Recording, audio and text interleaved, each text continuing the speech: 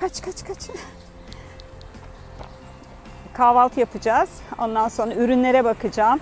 İşte Antalya ile fiyat karşılaştırması yapacağım. Girelim bakalım içeri neler varmış. Evet, burada biraz yediklerinize dikkat etmek zorundasınız. Çünkü biliyorsunuz bazı ürünler domuz etinden yapılıyor ya da domuz yağı kullanılıyor. Özellikle ona çok dikkat ederek almak gerekiyor. Ben şimdi hemen bir tane önce bir Bienen Stich alayım. Fiyatı 2.50'ymiş ama bu ne yazık ki Antalya'daki IKEA'da yok. Şimdi muhtemelen balık yiyeceğiz çünkü diğerlerinde domuz eti var. Evet, serinlemek için Ceren'in tercihi böyle meyve suyuydu. İçerisinde alkol yok. Pepsi benim. Ama henüz restoran açılmamış. Saat 11'e kadar bekleyeceğiz.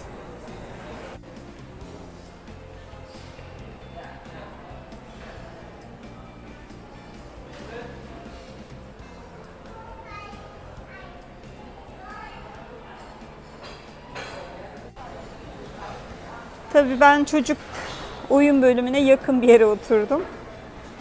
Zara burada yemekten sonra oynayabilir. Böyle bir yer yapmışlar. Çocuk bölümünün olduğu yerde de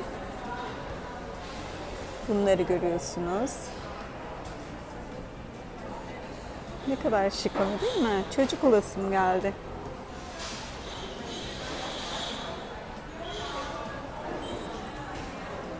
Ne çiziyorsun anne? Oo, çiftlik mi? Anladım. Riske atamadım. Böyle somon balığı aldım. Afiyetle yiyeceğiz şimdi. Zara'yı mini kulübe getirdik. Ama ne yazık ki tadilat varmış. Bugün kapalıymış. Artık bizimle beraber gezecek. Eğleniriz biz değil mi Zara'cığım? IKEA'nın bayan tuvaletinde 1 euro atarak bunlara sahip oluyorsunuz. Öncelikle diş macunu ve diş fırçası. Bu evet. Ağız spreyi, tampon ve naneli neymiş bu? Sakız zannedersem. Evet, bunları satın alabiliyorsunuz.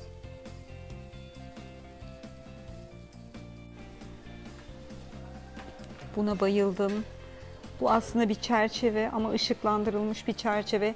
Yani bunu acilen IKEA'da, Antalya'da da görmek isterim. Bayıldım. Bu vazoları hatırladınız mı? Bunlar Antalya'daki IKEA'da var. 49 centmiş. Vazolar da hemen şu.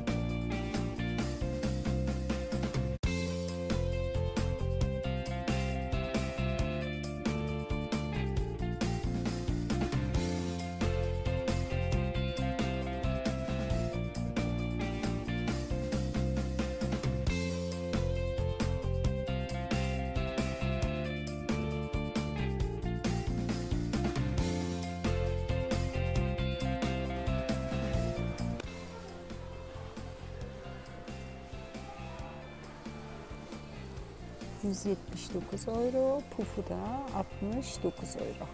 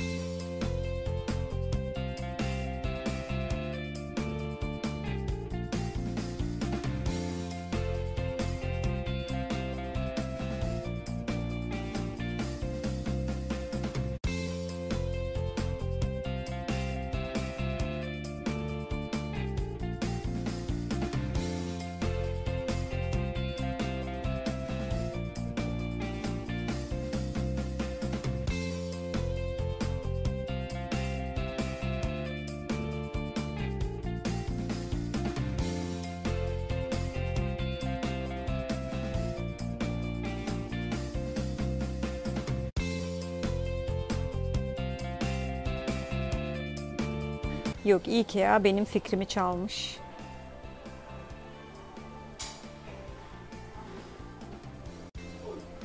Evet, buyurun. Neydi? Paspasımız 89 cent. Bunun aynısı Antalya'daki IKEA'da da var. Ama orada fiyat ne kadardı hatırlamıyorum tabii ki. Şu da güzelmiş. Alsam mı ki? 49 cent. Bunlar.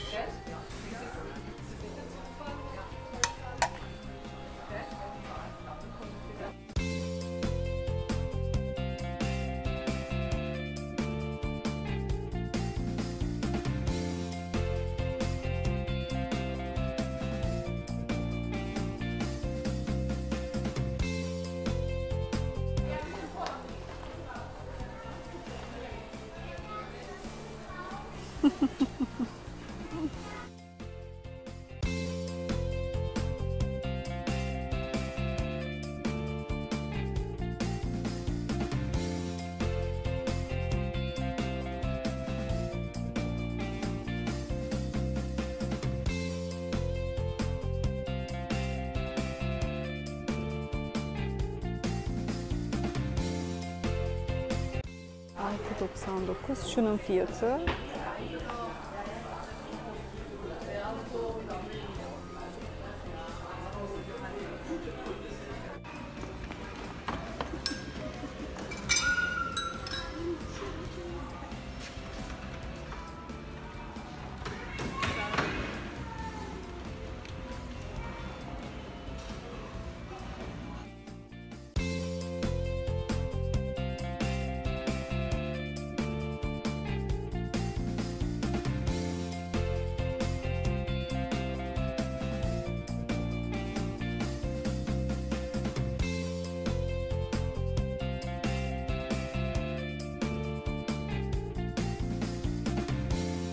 Bu kutucukların 2 tanesi 1.99 euro.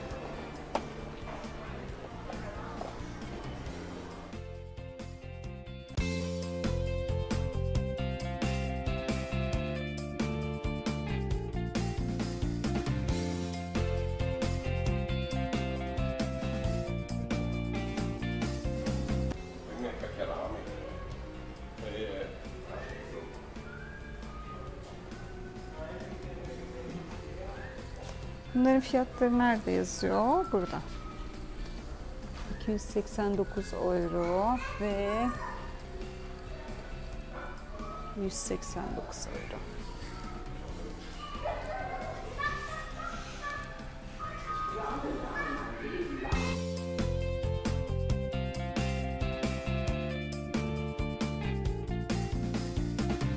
Euro 99 cent şunlar.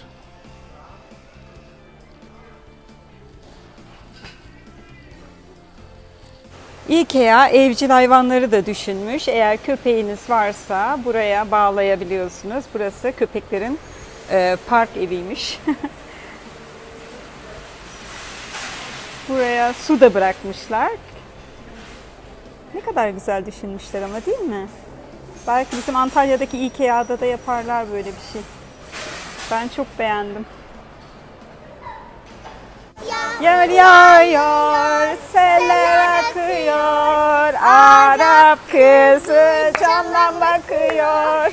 Yağmur yağıyor.